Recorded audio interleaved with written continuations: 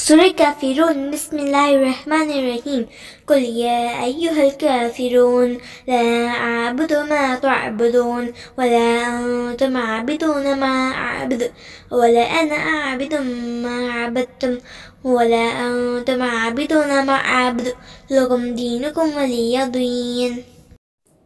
سورہ الکافرون بسم اللہ الرحمن الرحیم۔ شروع اللہ کے نام سے جو بڑا مہربان نہایت ہی رحم والا ہے۔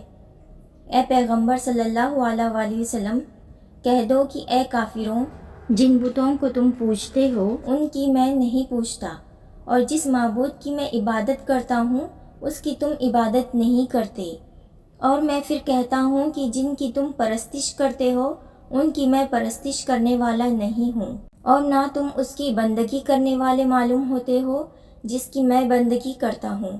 تمہارے لیے تمہارا راستہ، میرے لیے میرا راستہ۔